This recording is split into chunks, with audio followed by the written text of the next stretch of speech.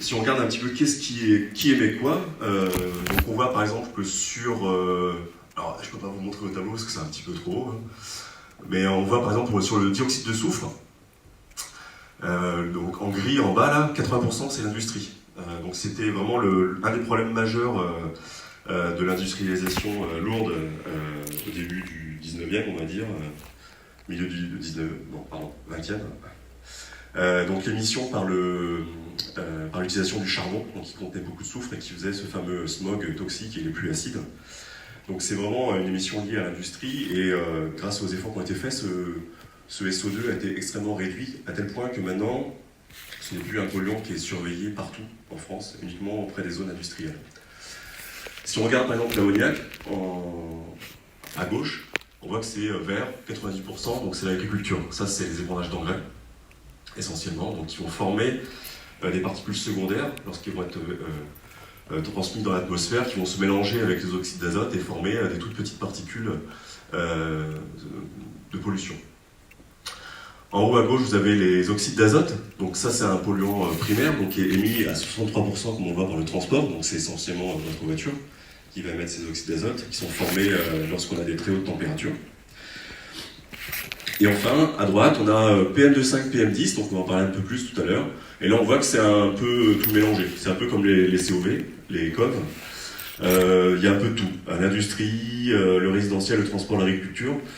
Ça reflète aussi la complexité de ce qu'on a dans les particules. C'est-à-dire que c'est pas une nature chimique unique, c'est vraiment un mélange de plein de choses. Et c'est pour ça que c'est un petit peu compliqué à étudier, c'est que c'est toujours multisource, ces particules. Que ce soit votre voiture, votre chauffage au bois, vos activités diverses. Alors un cas typique de polluant secondaire, c'est l'ozone. C'est typiquement un polluant qui se forme par photochimie, c'est-à-dire que les pics de pollution à l'ozone qu'on a, c'est l'été, lorsqu'il y a beaucoup d'ensoleillement. Donc on a les émissions d'oxyde d'azote par les voitures, on a des composés organiques volatiles qui peuvent être aussi émis par les voitures ou par la végétation, parce que c'est un phénomène naturel. La végétation émet des composés organiques volatiles, et lorsqu'il y a beaucoup de soleil, tout ça, ça forme de l'ozone. L'ozone qui est un polluant toxique pour les végétaux et pour nos poumons aussi. Donc ça, typiquement, réduire les émissions, on ne peut pas réduire les émissions d'ozone parce que c'est un polluant qui se forme. Donc il faut agir à la fois sur les oxydes d'azote, à la fois sur les composés organiques volatiles, sachant que la réaction entre les deux n'est pas linéaire. C'est-à-dire que si on baisse les oxydes d'azote, ça ne va pas forcément changer l'ozone. Donc c'est un polluant qui est un petit peu complexe à étudier. Alors de plus en plus, on s'intéresse à l'impact sur la santé. Lorsqu'on parle d'impact sanitaire, il faut regarder l'ensemble de l'exposition des individus à la pollution. Et ça, bien sûr, ça prend en compte la pollution intérieure. Donc là, vous avez un petit panorama de tout ce qui peut impacter la pollution, la qualité de l'air intérieur. Sachant que, ça c'est pas forcément mon métier, mais ce qui nous intéresse, c'est comment est-ce que la pollution extérieure rentre dans le logement, et savoir comment est-ce qu'on peut limiter l'exposition des habitants à la pollution extérieure. Ça, c'est des choses qu'on regarde un petit peu de plus près. Alors, en dehors des polluants qui sont mesurés par les agences de qualité de l'air de manière automatique et réglementaire, il y a plein d'autres choses, notamment les pesticides, on en parle beaucoup. On sait maintenant qu'il y a une voie d'exposition aérienne aux pesticides. Il y a eu un débat, je ne sais pas si vous avez écouté un peu, sur à quelle distance il faut prendre pour les pesticides. Donc la voie aérienne, forcément, ça transporte ces éléments-là, et puis on se rend compte que finalement il y a une exposition qui est assez importante. Il y a les particules ultra fines aussi, tout ce qui est nanoparticules, donc c'est une chose qu'on étudie de plus en plus, puisque dans les polluants réglementaires, on voit qu'il y a les particules grossières qui sont mesurées essentiellement, les PM10 et les PM2,5, mais on sait qu'il y a aussi des nanoparticules qui sont émises par les voitures, notamment, et ça je vais en parler un petit peu à la fin, on commence à s'intéresser beaucoup à ça. Et puis il y a tout ce qui est bioaérosol, donc qui n'est pas vraiment à proprement parler un polluant, sauf que par exemple pour les moisissures ci, ça peut être lié à une activité humaine. Mais on sait qu'il y a des interactions entre ces polluants naturels, on va dire, et la pollution atmosphérique, et que ça peut augmenter en fait l'effet de ces allergies. L'exposition à la pollution peut augmenter les effets aux allergies. Et il y a un polluant aussi qui n'est pas encore réglementé, mais qui intéresse beaucoup de monde, donc qui est le carbone suite, dont on va parler par la suite. Alors, lorsqu'on parle de particules, la première chose est important. Donc tout ce qui est particules dans l'atmosphère, c'est tout ce qui est solide ou liquide, hein, ça peut être des gouttelettes ou des poussières. Et le truc qui est vraiment hyper important, c'est bien sûr c'est la taille de ces particules, parce qu'elle va varier en fonction de leur processus d'émission et puis de leur transformation dans l'atmosphère. Donc à gauche, vous avez le très gros, la fourmi, et à droite, vous avez le très petit, donc la molécule, le nanomètre. Et au milieu, vous avez 1 micromètre, donc qui est à peu près la limite de ce qu'on va appeler ce qui est sédimentable et ce qui n'est pas sédimentable. C'est-à-dire, au-delà du micromètre, les particules vont être transportées sur quelques... Bon, ça dépend de leur altitude, mais vont être transportées un petit peu moins facilement que tout ce qui est plus petit. On va avoir tendance à sédimenter assez rapidement, donc tout ce qu'on appelle sédimentable, grossier. Et en dessous, ce sont des particules qui vont être vraiment maintenues en suspension dans l'atmosphère. Donc si on part de la fourmi, donc on arrive jusqu'à 100 micros les cheveux. 10 micromètres, ça va être la limite donc, de diamètre pour les PM10, donc particulate matter 10 microns, c'est-à-dire que ce sont des particules dont le diamètre aérodynamique est de 10 microns, c'est-à-dire que un rayon d'environ la moitié. Ensuite on descend, on a les PM2,5 et les PM1 et les PM0,1. Donc ce qu'on voit, c'est qu'en fait, on a ce qu'on a parlé de particules ultra fines, ça va être de l'ordre de quelques centaines de nanomètres, jusqu'à PM0,1. Ensuite, particules fines, ce qu'on parle généralement, c'est PM2,5. Et au-delà, c'est un petit peu toute la masse de particules grossières. Sachant que plus les particules sont grosses, bien sûr, plus leur masse va être importante.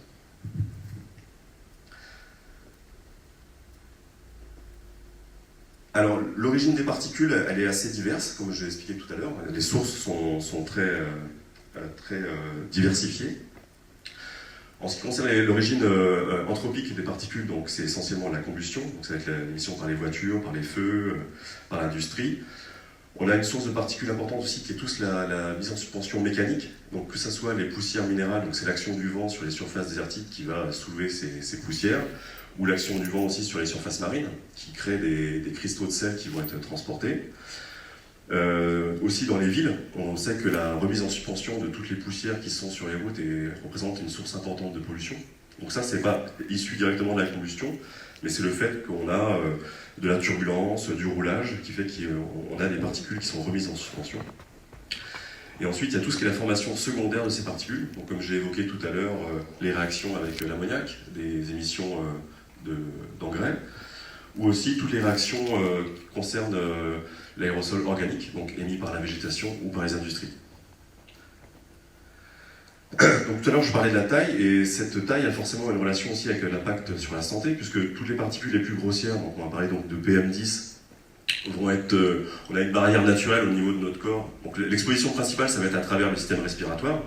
Donc la barrière naturelle fait que les particules les plus grossières, donc tout ce qui est pollen et poussière, va rester un peu piégé au niveau de la partie supérieure de l'appareil respiratoire. Et plus on va descendre en taille, plus les particules vont avoir tendance à pénétrer profondément dans l'appareil respiratoire jusqu'aux alvéoles, pour les PM2,5 et les PM1 essentiellement, jusque éventuellement dans la circulation sanguine pour les toutes petites et les nanoparticules. Donc ça peut se faire à travers les échanges gazeux au niveau du système respiratoire. Et ce qu'on sait maintenant aussi, ça peut se faire aussi au niveau du nerf olfactif, par exemple. Pour les nanoparticules, elles passent directement dans le système nerveux à travers les nerfs au niveau du nez. Donc du coup, on sait, on a des évaluations maintenant de l'impact sanitaire de la pollution de l'air, et surtout en ce qui concerne les particules. C'est-à-dire que la relation entre exposition aux particules et maladies cardiovasculaires, respiratoires et décès, elle est assez fiable maintenant. Scientifiquement, elle est bien établie. Et donc, on arrive à des chiffres qui sont quand même très conséquents, donc de l'ordre de 7 millions de personnes mortes prématurément à cause de la pollution d'air au niveau global, mondial.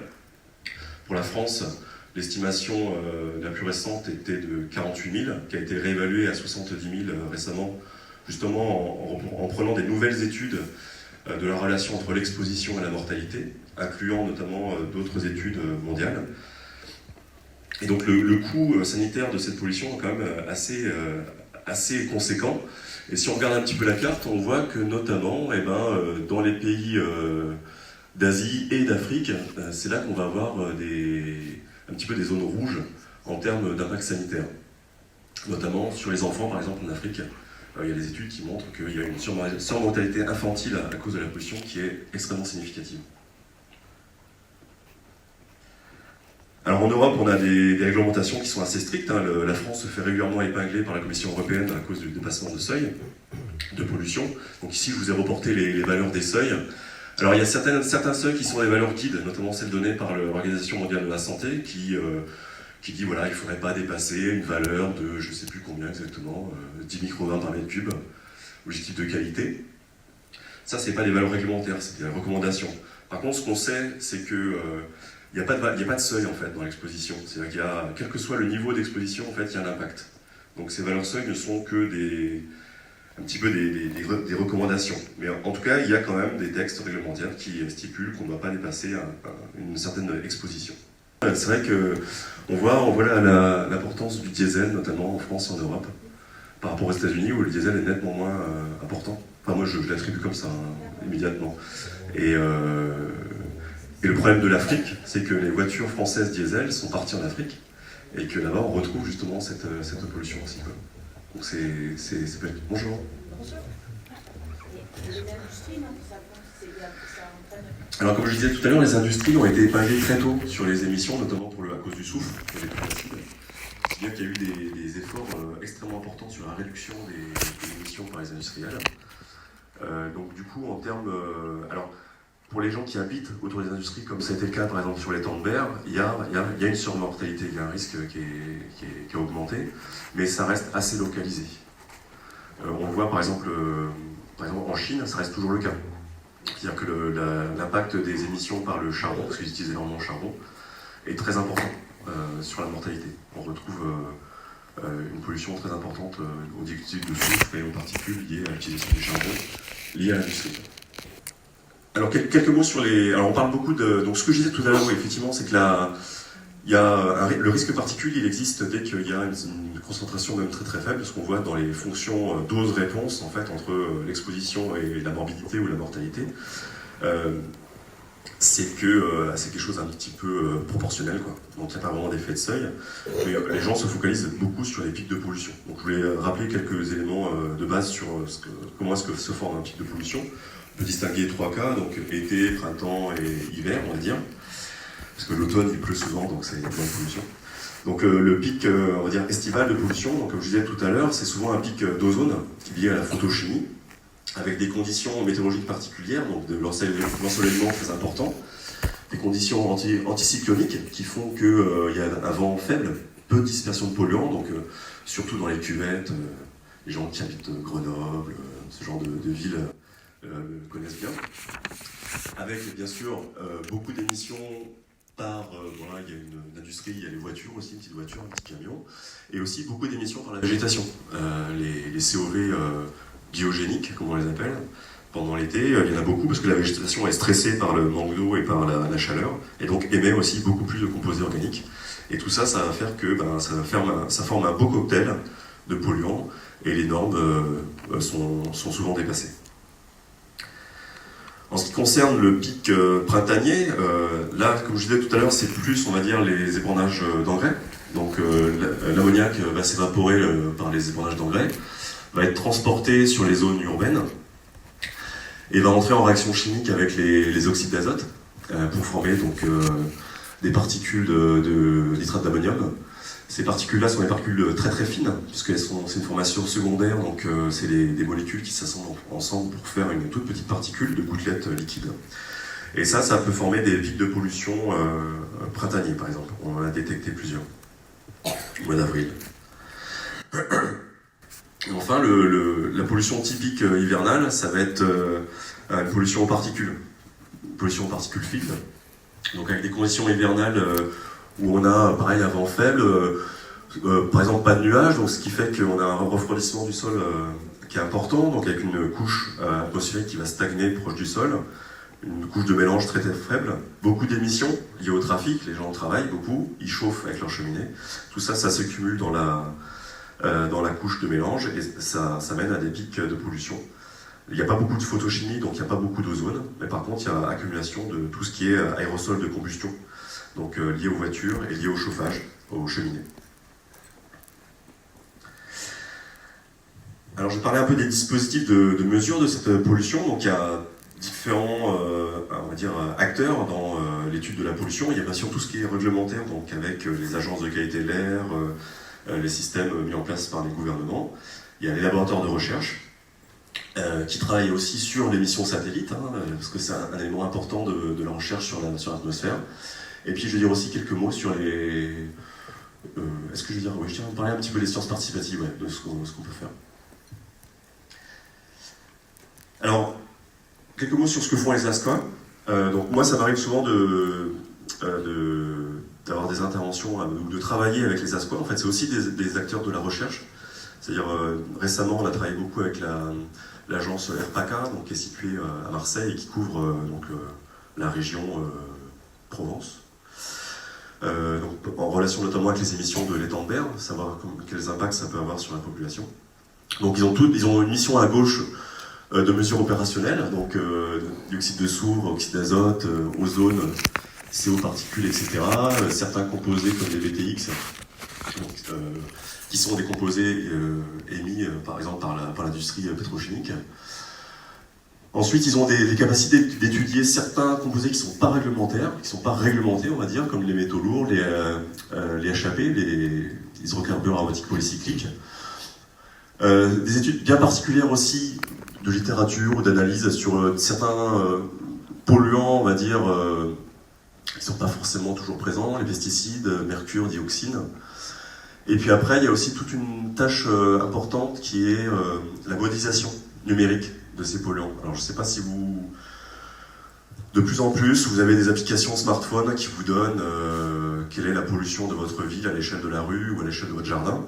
Ça, c'est la modélisation. C'est-à-dire il n'y a personne qui vient mesurer dans votre jardin. C'est extrapolé à partir des valeurs numériques et de modèles mathématiques qui ont été conçus dans les laboratoires de recherche et ensuite exploités par les agences de qualité de l'air ou des opérateurs privés de plus en plus, comme Google maintenant, qui fait aussi des prévisions de la qualité de l'air. Alors dans les laboratoires, on essaie de faire des choses aussi. Donc il y a certaines actions qui sont coordonnées, comme le réseau par exemple Aéronet, dont vous avez forcément entendu parler si vous avez commencé à travailler sur l'école. Donc ces réseaux-là sont de plus en plus coordonnés, notamment au niveau européen, donc avec des bases de données qui sont ouvertes à tous. Bien sûr, c'est des choses qui sont disponibles à tout le monde, aux scientifiques, aux associations, à tout le monde. Donc ici c'est un exemple par exemple du réseau Actrice, qui coordonne à la fois des mesures, là c'est essentiellement des mesures atmosphériques, donc ça peut être les mesures de photomètre, ça peut être aussi des mesures de concentration de différents polluants, différentes informations à l'échelle de l'Europe. Et puis dans les labos on s'amuse aussi, on fait des choses un peu fun. Donc là j'ai mis une photo de moi avec mon ballon. Là l'idée c'était sur l'étang de Berre à côté de Marseille, et l'idée c'est de voir comment est-ce que le panache émis par la raffinerie de Total pouvait être transporté sur le massif de l'Estac, qui est juste en aval en fait de la raffinerie. Et donc sur ce ballon-là, on avait mis des capteurs de particules, notamment des petits capteurs, et des capteurs de gaz. Et on avait pu donc identifier la signature du panache de pollution par rapport au reste de la pollution ambiante dans cet environnement. Donc il y a un élément extrêmement important qu'on utilise dans nos recherches, c'est les mesures satellites. Alors que ce soit pour les gaz ou pour les particules, la différence qui va être dans la physique de la mesure, en fait, ça va être que pour les gaz, c'est presque un peu plus simple, quelque part, parce que les gaz ont des raies d'absorption. Alors pour ceux qui font la physico-chimie, ils ont une signature optique qu'on va facilement identifier, relativement facilement identifier dans la mesure. Et donc en fait, une absorption va être spécifique à un type de gaz, donc on arrive à identifier le gaz et restituer sa concentration. Pour les particules, c'est un petit peu plus difficile parce que les particules vont diffuser la lumière. Ça va être fonction de leur taille et de leur indice de réfraction, de leurs propriétés de forme, etc. Et donc cette diffusion va être un petit peu continue, elle va être plus ou moins importante en fonction de la couleur, en fonction de la taille. Donc on essaye de distinguer, on va en parler après avec le Calictou, on essaie de distinguer le type des particules en fonction de la manière dont ils diffusent la lumière, mais c'est jamais toujours très franc, puisque les particules, comme je disais précédemment, sont assez complexes. Donc on essaie de deviner un peu le type de particules. On fait des grandes familles, on va dire, de particules, en fonction de la manière dont ils diffusent le rayonnement. Donc ici, vous avez un exemple de restitution de dioxyde d'azote à partir d'un satellite qui s'appelle Tropomi, qui est un des satellites de l'Agence spatiale européenne. C'est une carte, vous voyez bien, c'est une carte de l'Europe. Alors il faut savoir qu'à partir du moment où le satellite est à 700 km d'altitude, c'est quand même très très difficile de mesurer ce qu'il y a proche de la surface. C'est-à-dire qu'il mesure l'intégralité de la colonne atmosphérique. L'avantage pour les oxydes d'azote, c'est comme ils sont émis par les voitures et que c'est un gaz qui a un temps de résidence qui est très court dans l'atmosphère, c'est-à-dire qu'il va disparaître très très vite, ce qu'on voit c'est essentiellement proche des sources. Donc, comme vous le voyez sur cette carte-là, on voit très très bien les grandes villes, Paris. On voit aussi très bien la zone des Pays-Bas et du Benelux, où il y a énormément de circulation automobile, parce qu'ils ont fait ce choix-là depuis très longtemps. On voit la plaine du Pô industrialisée, on voit le sud de l'Angleterre. Donc à partir de ce type d'imagerie, on arrive en fait à identifier les sources, les hotspots d'émissions. Et en plus, c'est quelque chose d'assez quantitatif. Et l'avantage, c'est que c'est automatique. C'est automatique. On a une observation quasi journalière des concentrations. Et donc ça, justement, ça sert après à caler un petit peu les estimations numériques qu'on peut avoir de ces polluants. Ici, vous avez un autre exemple sur l'ammoniac, à partir d'un satellite qui s'appelle YASI, qui est un satellite qui a été fabriqué au CNES. Donc pareil, on retrouve des cartes en Europe globale. Ce qu'on voit surtout, par exemple, sur l'image en bas ici, ce sont l'ammoniac émis par l'agriculture dans la vallée de l'Inde, dans la vallée du Gange, qui est extrêmement importante. Et le dernier exemple ici, ça concerne les particules, donc avec un satellite qui s'appelle MODIS. Donc un des paramètres essentiels qu'on va restituer avec les particules, c'est avec l'épaisseur optique en aérosol, c'est-à-dire une indication de comment l'ensemble des particules dans la colonne d'atmosphère vont interagir avec le rayonnement. Donc c'est un paramètre qui est un peu difficile à manipuler. Grosso modo, ça va de 0 à 2, 3. 0, ça veut dire qu'il n'y a pas de particules, et 2, 3, ça veut dire qu'on est dans un épisode type de transport de poussière désertique, comme on peut voir par exemple là, sur... je ne sais pas si vous distinguez, donc c'est en fonction de la saison, printemps, été, automne, hiver. Et par exemple, au printemps, on voit bien sur le désert du Sahara les poussières désertiques qui sont transportées vers l'Atlantique. Sur la période décembre, janvier, février, je vais en parler un petit peu plus après, en bas à droite, vous voyez sur le golfe de Guinée l'espèce de grosse tache rouge là. Bon, ça, c'est toutes les poussières qui sont à la fois transportées depuis le désert du Sahara vers le sud, puisqu'à cette époque de l'année, le vent, ce qu'on appelle l'harmattan, descend vers le sud, vers le golfe de Guinée, depuis le désert du Sahara. Donc transporte les poussières, transporte aussi tout ce qui est brûlé au niveau de la végétation dans la zone de savane, se mélange avec la pollution émise par les grandes villes africaines comme Abidjan, Lagos, Cotonou, et tout ça, ça s'accumule dans le golfe de Guinée. Donc ça nous a interpellés, et puis on allait faire des mesures un peu plus précises sur site, dont je vais parler tout à l'heure. Ici, un dernier exemple, qui est un exemple un peu différent de l'imagerie qu'on voit tout à l'heure, mais on va en parler un peu plus en détail après. Donc ça, c'est avec un laser, donc un sondage atmosphérique où on distingue... alors vous avez des coupes verticales de l'atmosphère qui sont projetées sur une planète, et on voit dans ces coupes verticales, on voit des taches plus ou moins de couleurs qui montrent en fait comment est-ce que le laser interagit avec les particules. Et à partir de cette interaction, on arrive à savoir où se trouvent les particules en altitude et combien il y en a.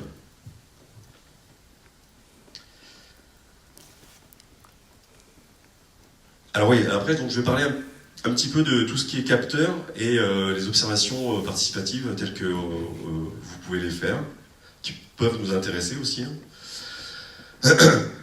Donc ça va être des participations de gens qui ne sont pas experts dans le domaine à des réseaux de mesure.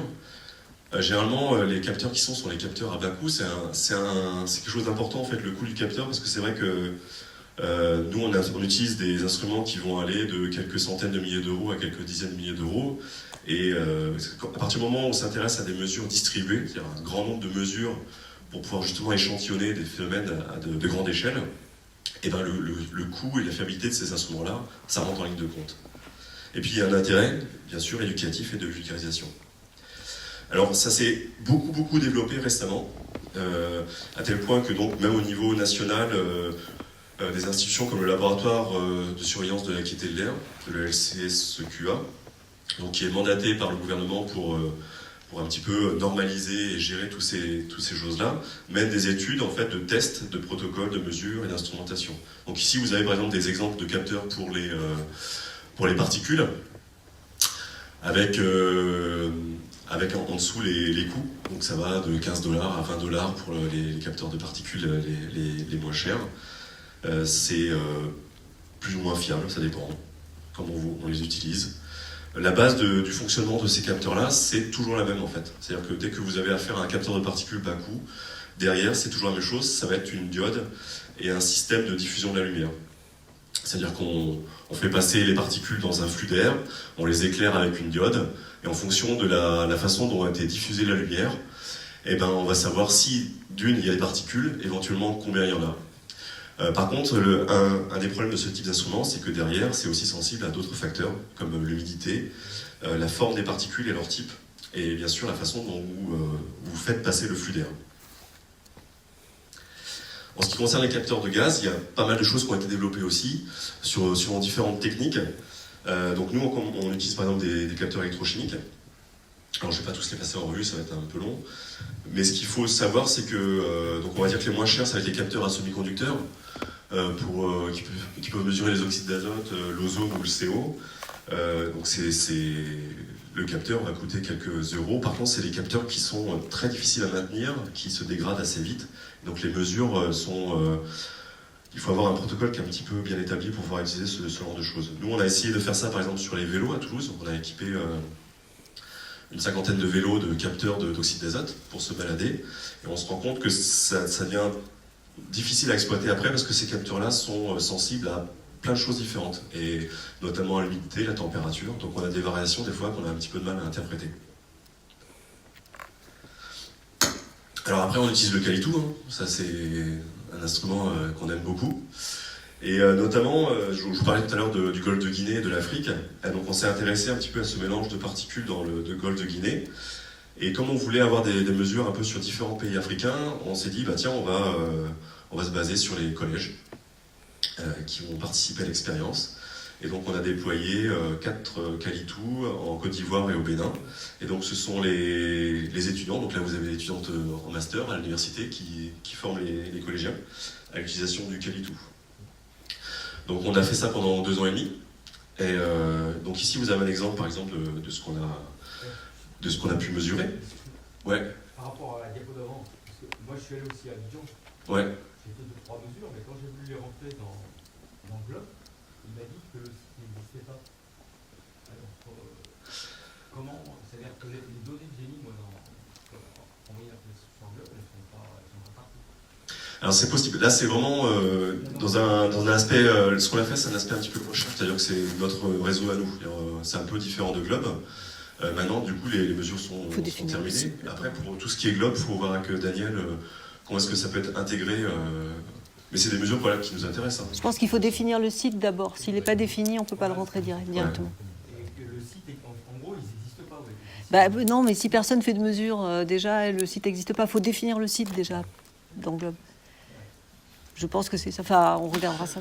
Alors typiquement nous les mesures qu'on a faites là, donc qu'on a pendant 2 ans et demi, c'est vrai qu'on les a pas mis dans le Globe parce que comme c'était pas vraiment un projet éducatif, c'est un projet financé par l'Union européenne. Elles sont à disposition sur le site de la Commission européenne, mais elles sont pas dans le Globe. C'est différentes bases de données, donc c'est vrai que c'est pas toujours évident à faire. Ouais, donc ça c'est les mesures sont sur 2 ans et demi. Donc vous avez 2 types de mesures. Vous avez les épaisseurs optiques en aérosol qui sont représentées sur l'échelle de droite avec des barres de couleur. Et vous avez la concentration massique qu'on a mesurée aussi sur les sites. Donc nous, ce qu'on fait, c'est des mesures gravimétriques. C'est-à-dire on fait passer un flux d'air sur un filtre, on filtre comme un aspirateur, on filtre l'air, donc on dépose toutes les particules sur le filtre, on pèse le filtre avant et après la période de mesure, et on en déduit la masse. C'est la manière la plus... une des plus fiables d'obtenir des concentrations de particules, et ça on fait ça à l'échelle de la semaine. Et lorsqu'on compare l'épaisseur optique en aérosol avec les masses, donc sur cette période, on voit qu'on a des choses qui sont assez bien corrélées, à tel point qu'on peut estimer en fait les masses de particules directement à partir de l'épaisseur optique. Et ça c'est hyper important parce que justement avec l'aide des satellites qui nous donnent tous les jours une valeur d'épaisseur optique, on peut avoir une idée de la variation de la pollution à l'échelle de la ville.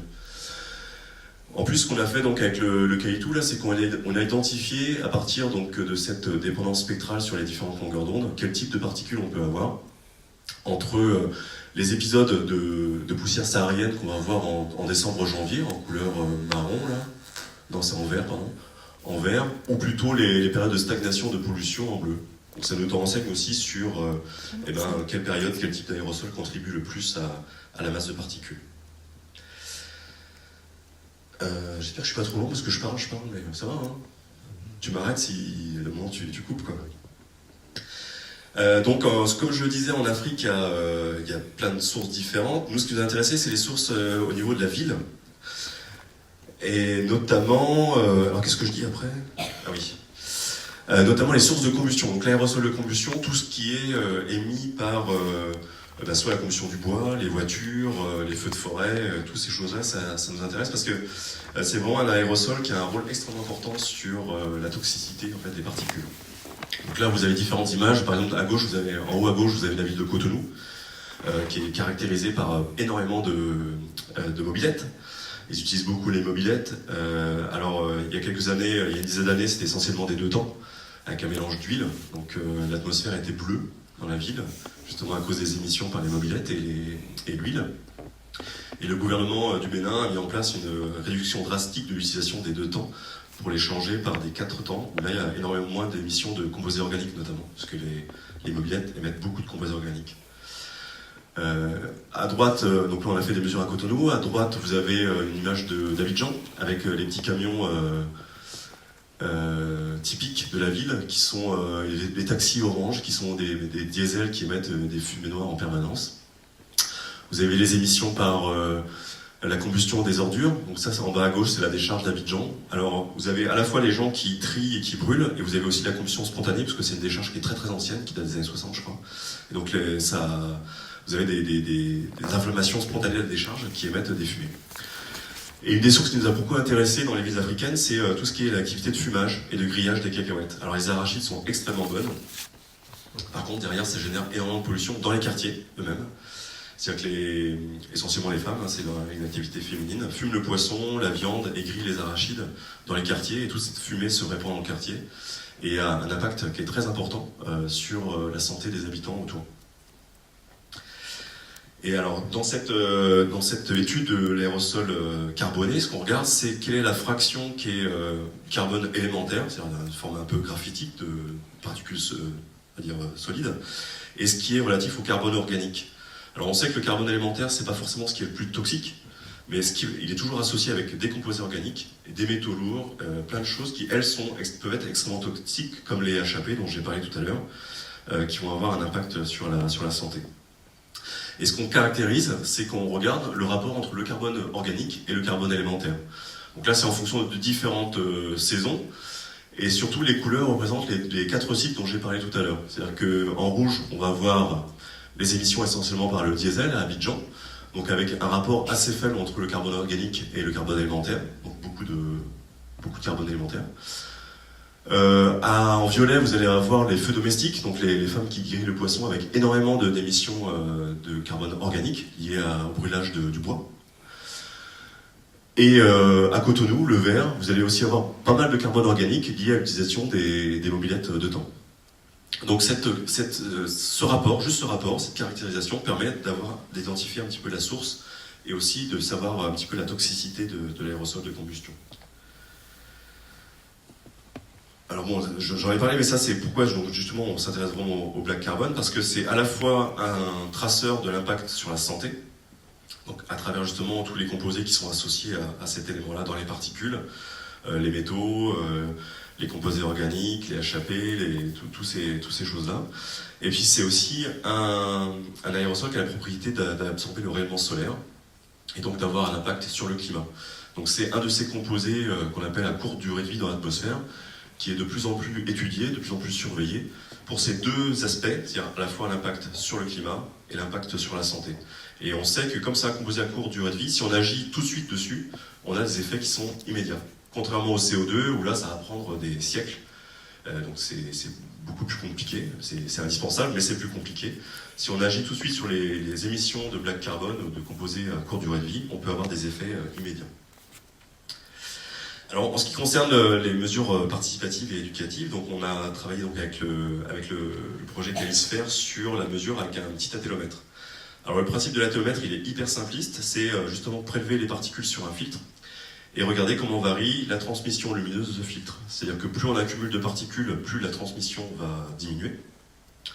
Et notamment si on regarde la transmission dans le proche infrarouge, l'élément principal qui va affecter cette transmission, ça va être le black carbone. Donc on peut avoir une indication de la quantité de black carbone qu'on a dans l'aérosol en regardant la variation de transmission lumineuse sur un filtre. Alors vous avez une image de ce petit appareil là, dont on va parler tout à l'heure. Et on s'est intéressé un peu à savoir qu'est-ce que ça pouvait dire, cet appareil. Alors pour l'instant, il manque une phase de validation des mesures instantanées, on va dire, celles qui sont enregistrées au fur et à mesure. Nous, ce qu'on a regardé, comme on a l'habitude de faire, c'est-à-dire quelle est la quantité de carbone qui a accumulé sur le filtre. Donc on a récupéré les filtres qui ont été utilisés par les enseignants. Donc vous les avez à gauche, les filtres. Hein. Donc c'est un petit filtre blanc qui est en quartz, qui va se noircir au fur et à mesure que les aérosols sont collectés sur ce filtre, en fonction du temps d'exposition. Et ces filtres-là sont passés dans la machine qui est à droite par cette charmante jeune fille qui s'appelle Maria, qui avait disparu quelques temps et qui est revenue, heureusement pour nous. Alors l'appareil a changé, mais Maria est restée. Donc c'est un appareil qui permet de mesurer quelle est la concentration de black carbone sur le filtre et quelle est la concentration de carbone organique. Donc ça permet d'avoir une idée de quelle est la source qui a contribué au noircissement du filtre.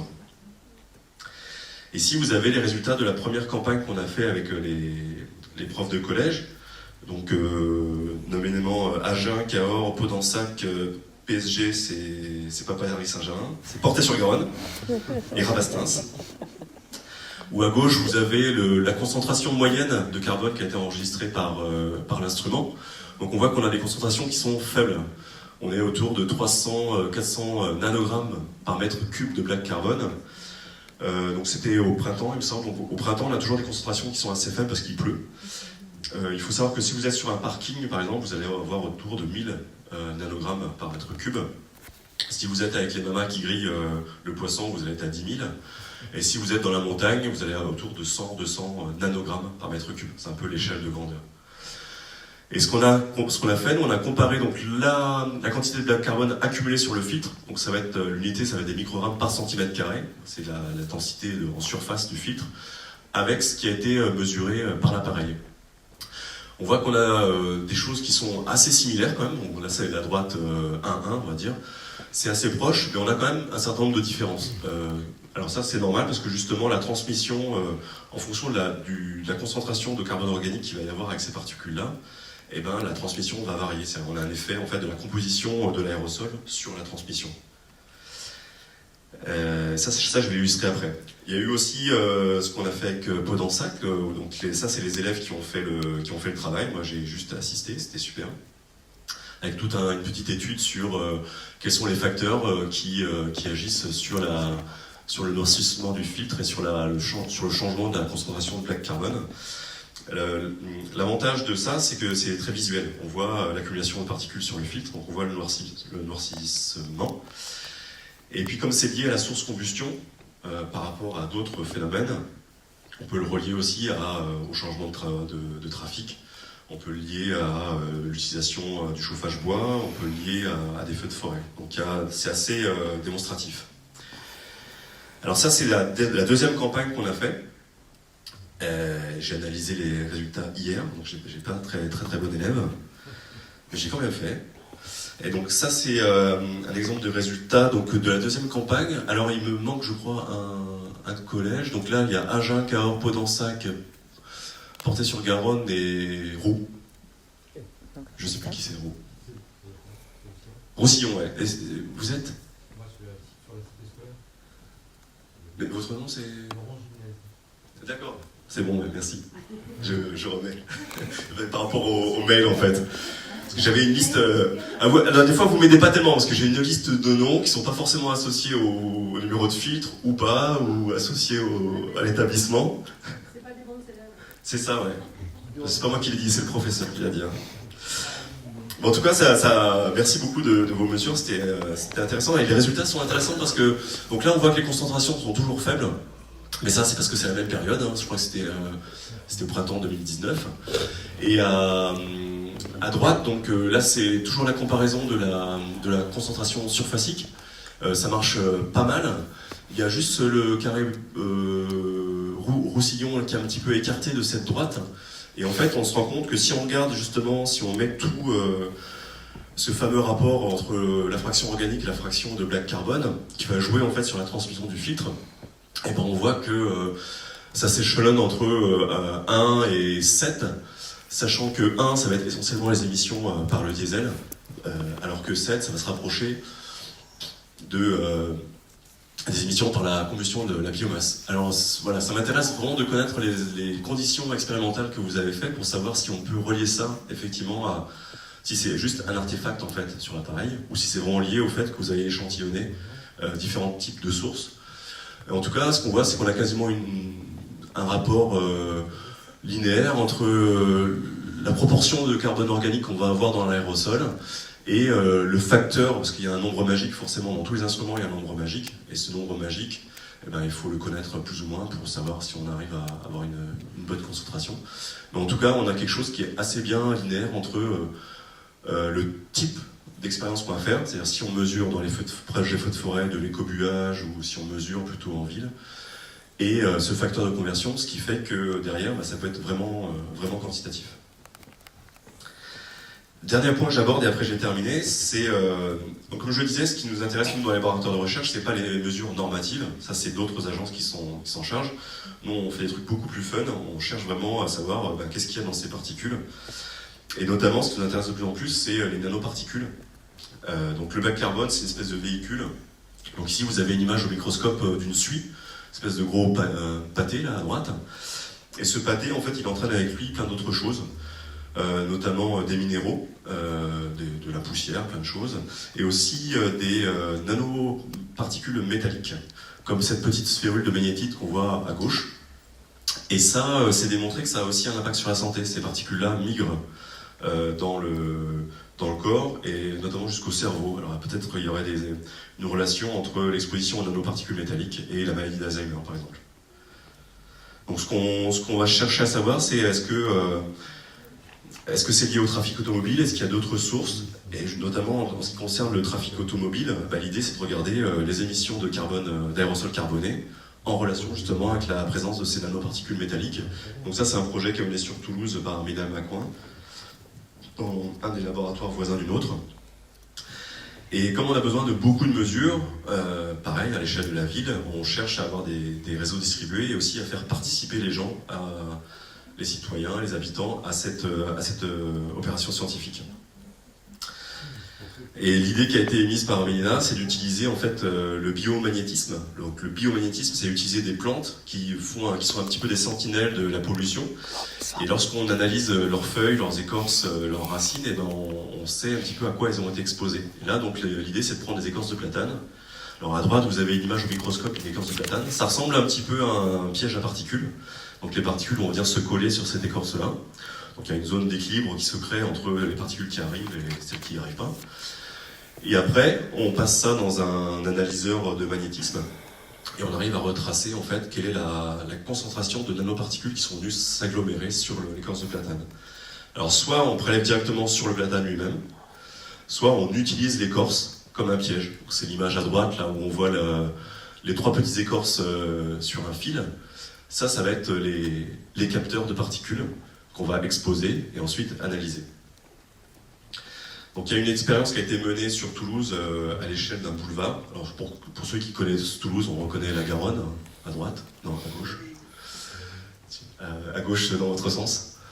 Donc la Garonne, et donc elles ont prélevé tous les platanes, parce qu'on a la chance d'avoir beaucoup de platanes qui sont très malades d'ailleurs, qui vont tous être abattus. À Toulouse, et donc elles ont prélevé les platanes depuis le boulevard de la Mer, qui est une zone pas très passante, jusqu'aux zones très circulantes du nord. Et les couleurs montrent justement un paramètre qui est la susceptibilité magnétique, il me semble, donc qui va tracer l'exposition de ces arbres aux nanoparticules métalliques. Et on voit que dans la zone qui est relativement peu circulante, c'est vert. Après on passe sur une zone un peu jaune, où là on a une voie de circulation qui est assez importante. Et lorsqu'on monte vers le nord, on a deux voies de circulation, et effectivement, on a un signal qui est beaucoup plus important. Alors l'idée, c'est d'utiliser ça et d'avoir une cartographie beaucoup plus extensive dans les quartiers, dans les habitations, d'étudier comment est-ce que la végétation va permettre aussi de réduire l'exposition des habitants par rapport à ce type de pollution, et donc se servir de la végétation comme outil de mesure. Et donc moi je me suis joint à ce projet. Ce qu'on a fait, c'est qu'on a étudié l'air dans les écoles, donc l'air extérieur et intérieur. Là vous me voyez en train de faire le pitre accroché à des capteurs, et on a mesuré donc à l'intérieur de l'école, à la fois avec ces petits capteurs sur les écorces, là sur les fils, et à la fois avec un système plus classique de pompe et de préleveur. On a mis sur l'armoire. Et on commence à avoir des résultats intéressants justement sur le transfert de pollution depuis, parce que les écoles sont souvent bâties près des périphériques, transfert de pollution depuis la source extérieure à l'intérieur du bâtiment. Donc on espère avoir des résultats présentés là-dessus. Et je crois que c'est tout ce que j'avais à dire. Merci beaucoup pour votre attention. J'espère que je n'ai pas été trop.